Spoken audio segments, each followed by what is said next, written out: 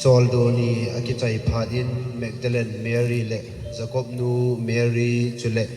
Salome tenghi chi a Jisu long nu namdin lo nam tui choijin a chi uve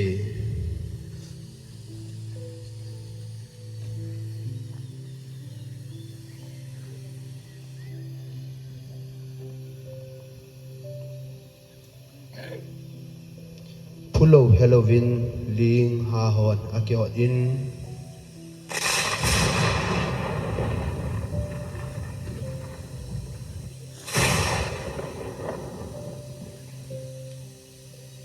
Vana konin pakaya kon vantil khat ahungin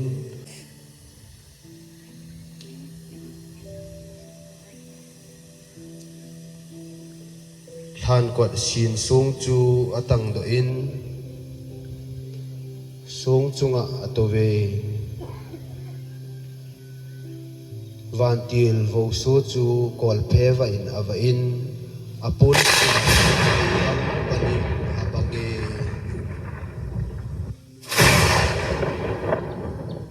Lhan nga ho akichabe se jengui segui numei ho chu akichabe se jengun tula amai asulut gam tave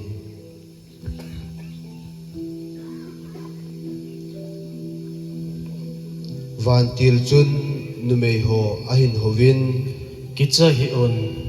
thingpe ta ki khen be ji chu no ho lu a hi ka henai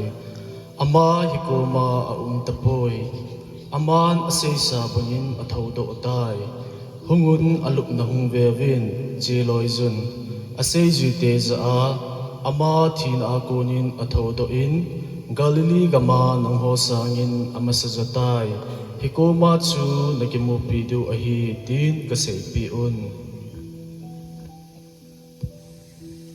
chuin numei hon ki chal le ki pa thon Lhan phung dal han se juite ga se pi din alai zel tave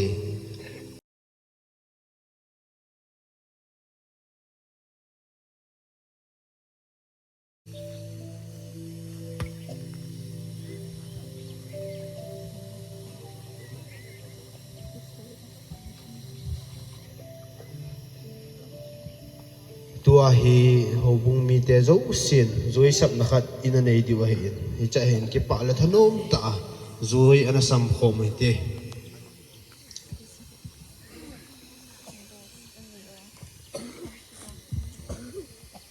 tuni in pakai Yesu Krista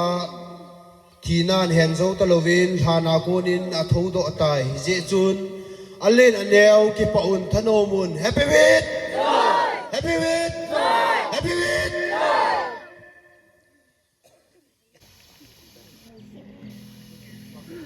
som gin legi hallelujah tho do tai chila helai mona khat dei sau tin sa chai tiung le hi chila sapuma hi ho imun lang izut diu hi chi chu hilaya phat ng ki chai na hung ni de tai na pan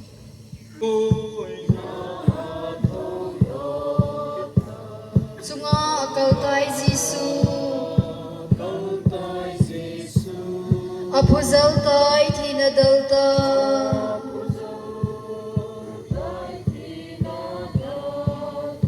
Vantil o ina zome Athou do tai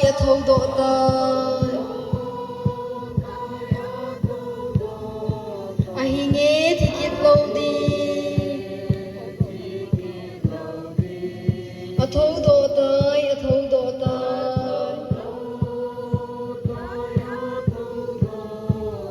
Ahinge thikit lo di Hallelujah athou do tai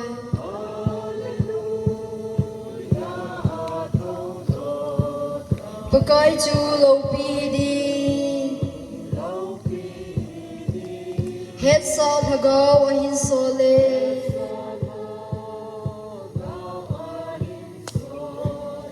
Ihin na diu bol ahi Athou do tai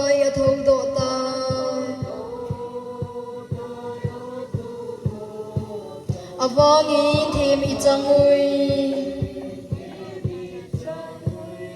a thâu độ tai a thâu độ tai Avangin thêm ít chẳng ơi Hallelujah a thâu độ tai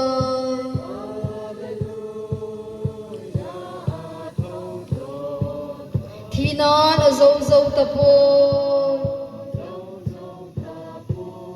Krista chu tho kit na hi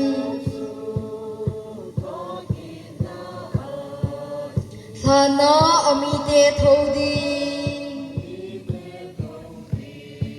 a tho do tai a tho do tai hình ding pakai hung ding le a tho do tai a tho do tai hình ding pakai hung ding le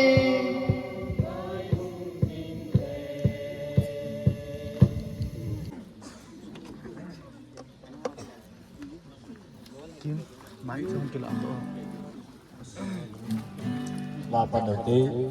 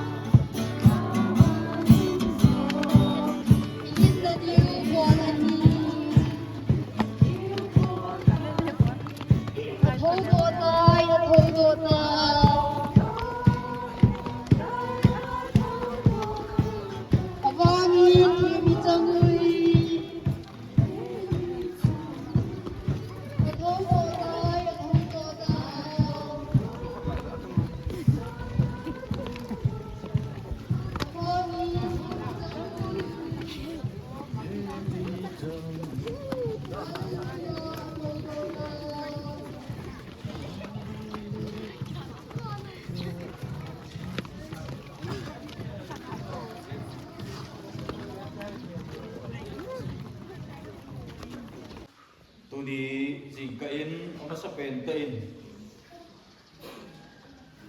tham tha te ko na skit drama chong cha amo ko nin thano ta ki pa ta nei den sa un amo chunga ki pa thu isi chuting la tu ni jing ka injong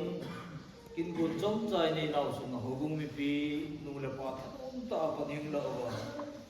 i za kai su buli the za lun yo zo si za ho bung mi te chung ave de to kai menin pa thu kan pu pi nei ye chun tu ni jing ka hen tam pi sei te lovin pa thi he ga au om na ini yu i pen ta ana ge le den tu ni jing ka ye pa thi he ga tao phong bong cha ai ni din do ki din mo na la som pu ni thum ni thu vi si ka ni som pu la ka to bung la cha ni jo do te tu ni pin din mo na sa om wa pa thi he ga bong cha tao phong an ni din i tao phong mo yo ta het he zo na ki kong pan ding ta tin thì chỉ nên đình Matthew cũng xong như là kia trang bút sách sẽ sẽ mình có thể Matthew cũng xong như là kia trang bút ama thì cô một cái vui ama nó sẽ sao bằng nghe